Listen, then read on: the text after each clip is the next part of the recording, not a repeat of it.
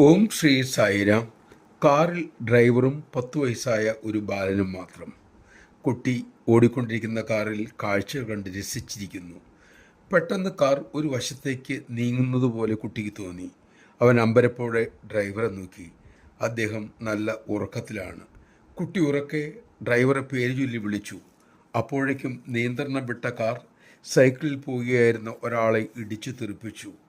Cycle യാത്രക്കാരൻ സായിറാം എന്ന് ഉറക്കെ കരഞ്ഞുകൊണ്ട് ഉയർന്നു പൊങ്ങി താഴെ വലിയ ശബ്ദത്തോടെ വീണു. കുട്ടി സായിറാം എന്ന് ശരിക്കും കേട്ടു. അവൻ മുറുക്കെ കണ്ണുകളടച്ചു. കാരണം സൈക്കിൾ യാത്രക്കാരൻ മരിച്ചിരിക്കും എന്ന് തന്നെ അവൻ കരുതി. ആദ്യമായിട്ടായിരുന്നു ആ ബാലൻ സായിറാം എന്ന വാക്ക് കേട്ടത്. ജനം ഓടിക്കൂടി. സൈക്കിളുകാരൻ എഴുന്നേറ്റ് നിൽക്കുന്നു. ഏതായാലും അയാളെ അവരെല്ലാം കൂടി കാറിൽ കയറ്റി.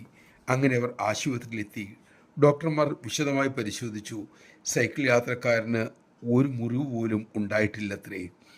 അയാൾ പറഞ്ഞു, സ്വാമിയാണ് എന്നെ രക്ഷിച്ചത്.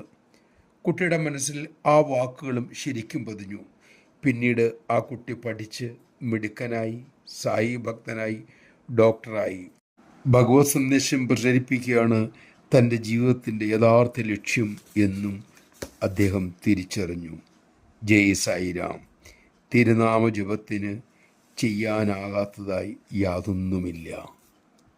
നിരന്തരം നിത്യം ഭക്തിയോടെ തിരുനാമം ജപിക്കാൻ നമുക്ക് സാധിക്കട്ടെ.